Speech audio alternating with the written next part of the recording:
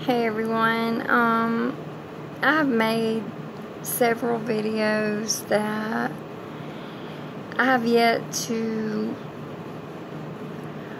post at this time. This is for the South Carolina Gates, where, you have families and men and women alike have went through family court abuse. My situation started out as I reported a crime. I reported a disclosure that my child had made to me from arriving home from an overnight visit with her father. Okay? I honestly did not know what to do. I sat back very disturbed, shocked. So anyway, I finally go to law enforcement after my child had disclosed criminal sexual conduct, first degree, to multiple people. In the beginning, I didn't want to believe it. I mean, you believe you know somebody, and it's really hard to bring yourself to the comprehension that this is real. So finally, I feel like it took a lot of courage, and honestly, I had to allow my child to go to sleep to record my video. I go and I disclose to law enforcement the minor report that my child had given to me and give to her adult siblings. She had also given it to a friend of the family that was an adult. She'd also given it to a minor sibling at that point. The report in itself was very limited, very, very limited, because I had no idea how to ask questions about such a topic that I had never dealt with. I've had 4 children, and it was just not a topic that I'd ever had to address, and the shock was real. So following the day that she disclosed to me, she showed age-inappropriate sexual behaviors. She was raw in her vaginal private area in between. Yes, my biggest regret is not going immediately to the Greenville Memorial Hospital system. That's my biggest regret. So, after, so many times of disclosing to not just me, but to siblings, that should have been, statements the police would have wanted from the ones that she disclosed to, but nope, never once did they want a disclosure from no one. Okay, yes, I did fail to report this because it was so hard to comprehend that someone that I knew since middle school was capable of such. So anyhow, I finally filed my report with law enforcement, and you know, for early on, it seemed very awkward that law enforcement didn't want to speak with me, or that I called Julia Valentine Center and I asked them if I can get my daughter in sooner, because the law enforcement center had scheduled my child for a forensic interview. I believe it was almost 3 to 4 weeks from the time I had made my report. And when I asked the investigating officer if I could take my daughter, as I did not know it was my right to do so, to the Julie Valentine Center, if I could get her in sooner, they became kind of aggravated and agitated with me. I didn't understand why. You know, I thought, you know, heck, the child's 3 years old. Don't we need to move faster? So, 3 weeks to 4 weeks later, we go to a forensic interview. The only thing I know to tell my child is that we're going to go play. Because usually at these kind of places and this kind of therapy, they have play therapy. And so that's why I said, you know, to her that, you know, you can go and you can play, and, you know, because I was told not to speak to my child about it. And so I didn't speak to my child about it. I let her speak to me, or I would let her demonstrate the age inappropriate sexual behavior, and I would kind of correct her in a very nice manner. Well, as time went on, we have this 8 to 10 minute forensic interview where my child was removed from me. She was removed from everyone she knew, taken into a room. She'd never been left with strangers, not one day in her life, and she wanted out of that room. So she was allowed out of that room after 8 to 10 minutes of no explanation of why we're taking you from mom, or why we have you in this room full of strangers. And in 8 to 10 minutes, they let her out of the room. Case closed, unfounded. Okay. The disclosure was very limited, is all I'm going to say. Okay. I try to get my daughter into the counseling at this same place that gave this forensic. Okay. I was denied initial counseling for my daughter. I have proof of that. And I have proof that it took another lady persisting that my child get into counseling with the lead director of this rape crisis center. Okay, we get in there.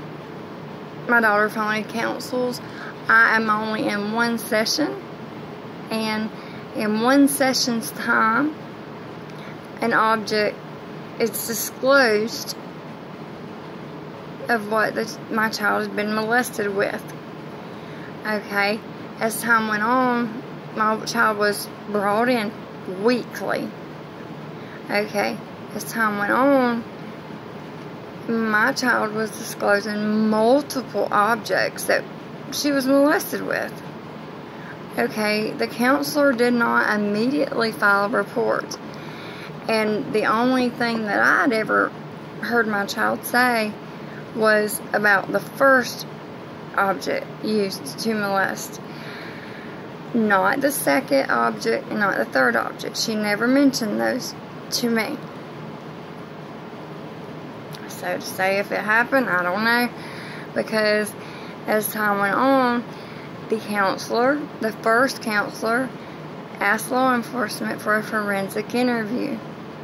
She explained to my child that, Mommy's not leaving you, and I'm not going to leave you. We're going to just be right out here, and Mommy will sit on the couch, how she always does.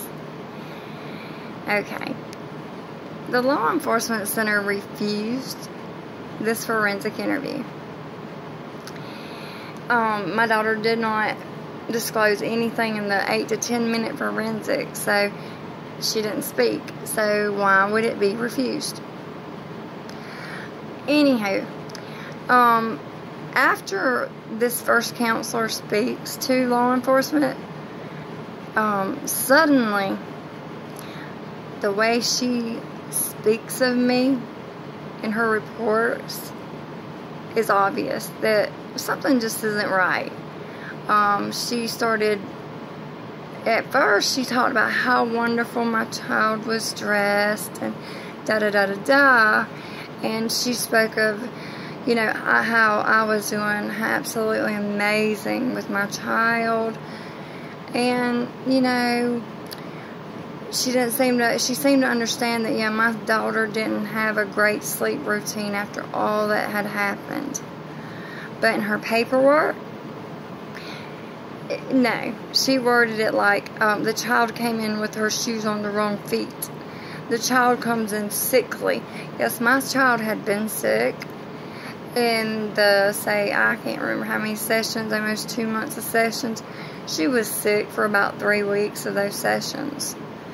And, not sick enough to say, that she wasn't contagiously sick. She was sick. And so she didn't look the greatest. And she didn't look perfect at every session. But that wasn't my concern. My concern was taking my daughter to counseling. Yes, my daughter might have flipped her shoes to put them on the wrong feet. Or my child wasn't sleeping greatly after all this had happened. But the way this counselor worded it, after speaking very highly of me, was like I was nothing but trash. And I wasn't providing my child with proper care, suddenly. Okay, my daughter finally, after over 3 months, gave a non-genuine recant to me at my home. I did not wait. I contacted DSS. I contacted law enforcement. I didn't contact the counselor because, at that time I didn't know how my daughter was going to respond in the next session. I contacted law enforcement and I told them of the recant that Julie Valentine Center explained was not genuine. She did not take back everything that she had said. She was apologizing for the accused. Anyhow, I don't know, the police department and DSS both closed the case.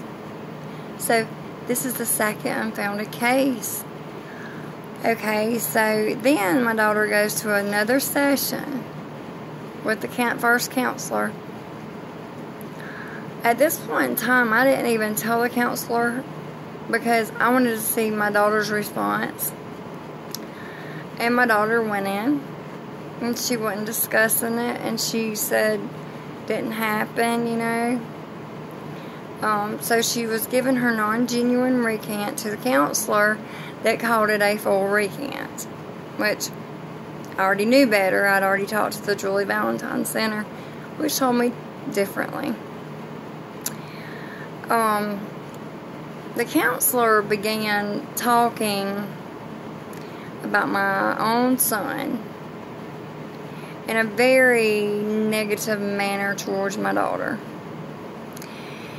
And the thing is, my daughter had never spoke badly of her own brother. Never, not once. Okay, so next thing I know, DSS is at my oldest daughter's school without me even knowing, and on my doorsteps. And they tell me that an allegation is made against my son that had just went and slit my ex's tires for the disclosure his sister made against my ex. So I'm sitting on the porch with DSS, and they bring a law officer to my home. Not one of them would look me in the eyes. Every one of them was looking down at the ground with their allegations against my son. So I say, okay. And they tell me I ask them to come on in. So they tell me, no, we don't want to come in. We don't want this ever spoke about around the child. So I was like, okay, that's fine with me. So over the next 2 to 3 days,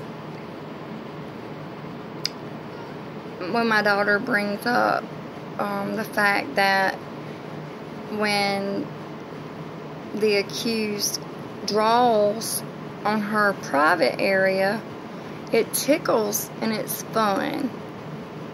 And I explained to her that I understood that it tickled and it was fun, but it was still wrong.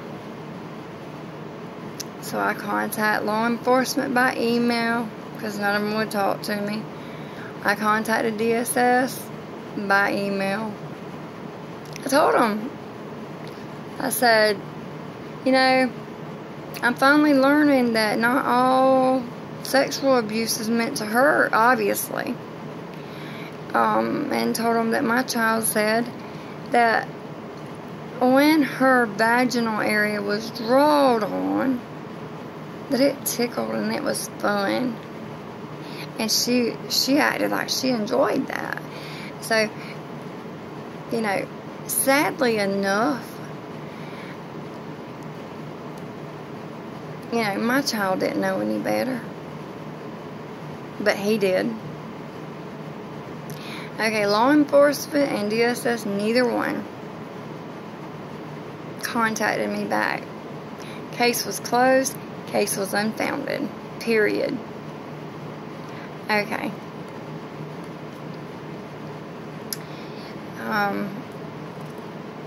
So, after the first counselor, I feel had made a false allegation against my son, which obviously is what it was.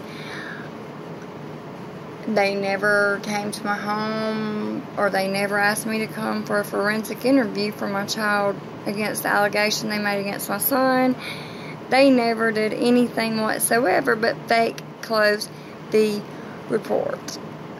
The reason they did so, well, they said my son couldn't be around my daughters until the case was closed. The caseworker came to my home and said the case was closed, okay? I never received paperwork stating that. And so what I concluded was that, okay, my son's in jail because he slit my ex's tires, and I finally figured out in my brain that I do have, DSS had not sent the report saying that the case was closed. I mean, heck, they didn't do anything.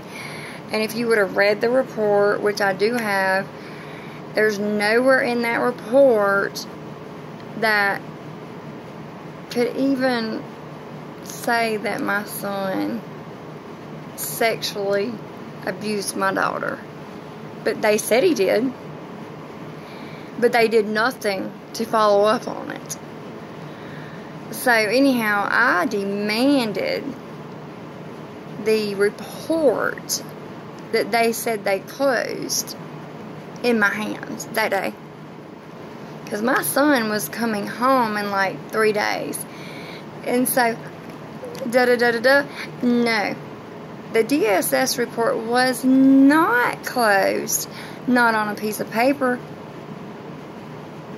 So what their intentions was for my son to get out of jail, return home, me not have a signed documented paper from their office saying, case closed, and they were going to come in and take my children from me. But it didn't work out that way, because I went and I said, I need that paper in my hand today. So obviously the Post had something to do with that as well. One reason I know this is because of part of the report. And I know the only person that would have said I was protective of my son is the accused. So anyhow, aside from DSS being a part of the colluded act in my case,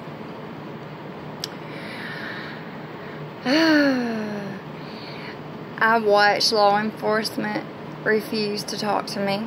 The solicitor's office refused to talk to me. The sheriff would not have any contact with me. And I probably made 20, 30 requests over the whole time frame, which was a good, it might have been 40 requests. I don't know, but it was over a long, long time period. No callbacks. No, yes, we'll meet with you. No, nothing. So, you know, the one investigating officer that was handling it turned it over to the lead, or one of the head investigators, because he didn't want no part of this, because he couldn't deal with, I guess, what they were doing, is what I think. Maybe he could, maybe he just didn't feel like it, maybe he knew it was wrong, I don't know. I never got explanations. So, you know,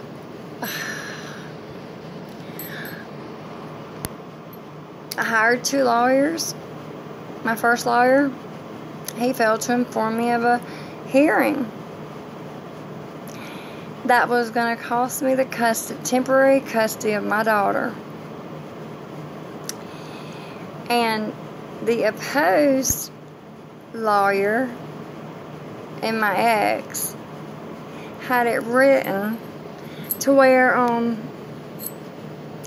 had I not shown up for this hearing, I would be in default, and they would take temporary custody of my child.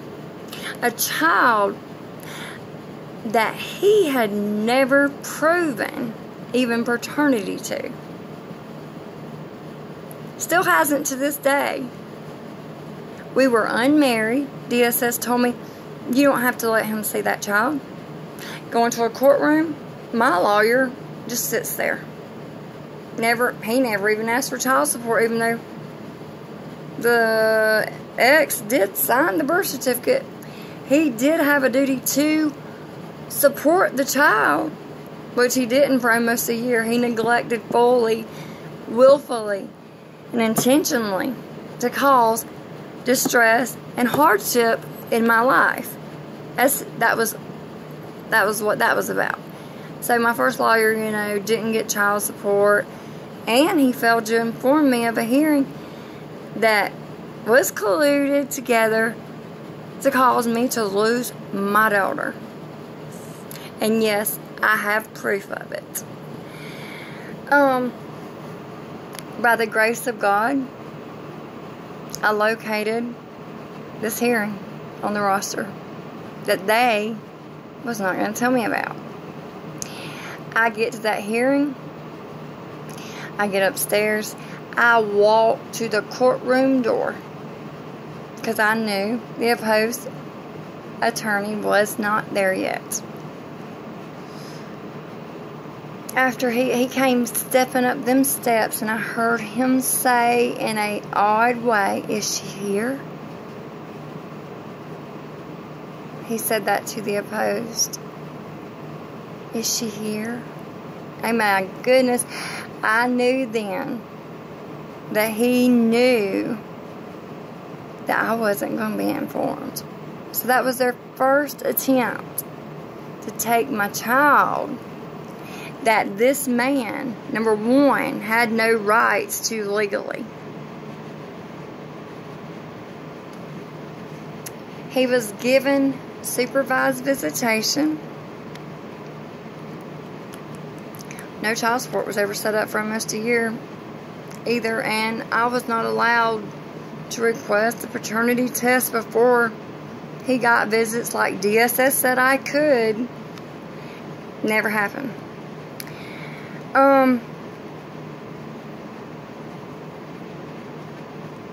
Thing is, when the counselor gave her report, she reported objects used. This is before the non-genuine recants. Police still had no probable cause, obviously, even though she was stating objects used to molest my daughter. But police never done anything to protect and serve me or my child. Neither did either attorney that I hired.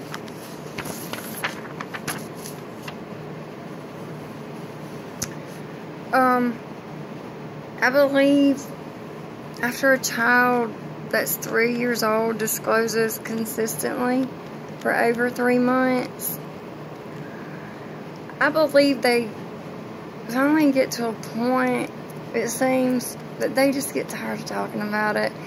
Even if they still say things that let you know that it happened, like it tickled and it was fun. Okay, the child doesn't understand she was molested. The police don't care that she was molested. They couldn't care less.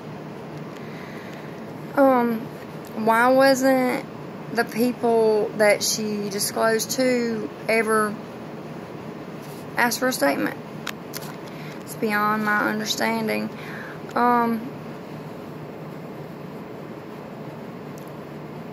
So my report closes after 8 to 10 minute forensic that took 3-4 weeks to get. No medical forensic was ever set up for over 3 months. Over 3 months. Logical? I think not. A non-genuine recant closed the first counselor's report that stated three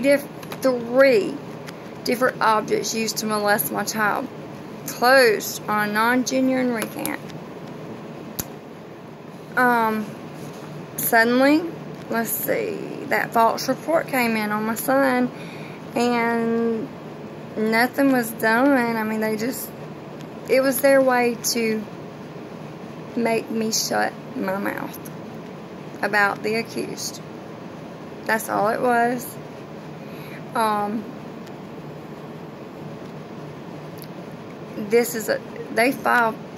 They colluded together and filed a false allegation against my son.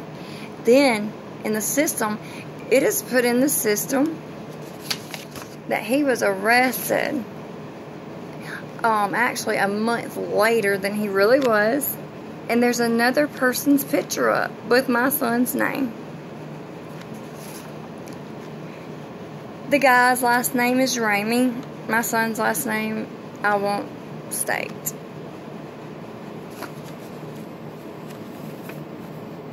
Okay,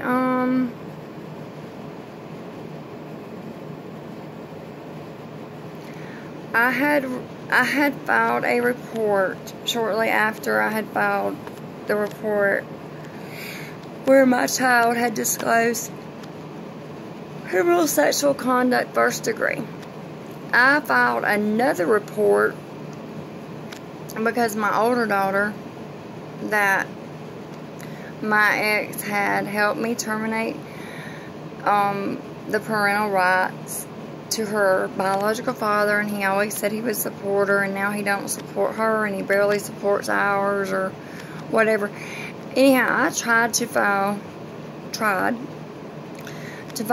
a report that my older daughter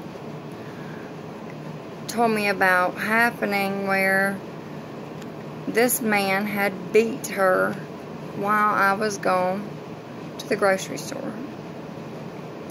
He beat her until she urinated on herself.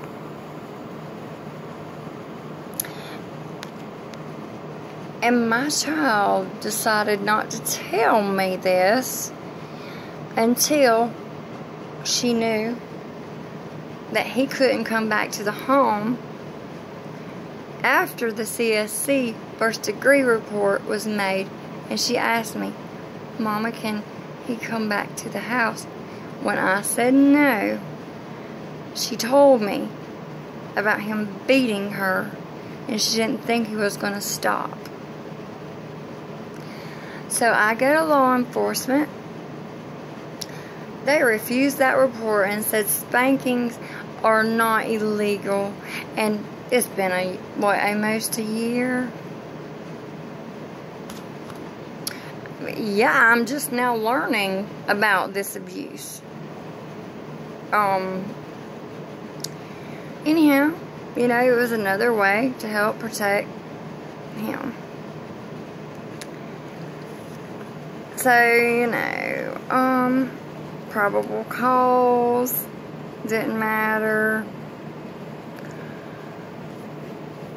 And let me see what else has happened in almost 2 years. It's hitting 2 years now. Okay, I hired my second lawyer after my first lawyer decided that he was gonna work for the Post. I mean, heck, more money in it. I hired a lawyer. He's named one of the best in America. This lawyer never once served me, his client, or protected my child.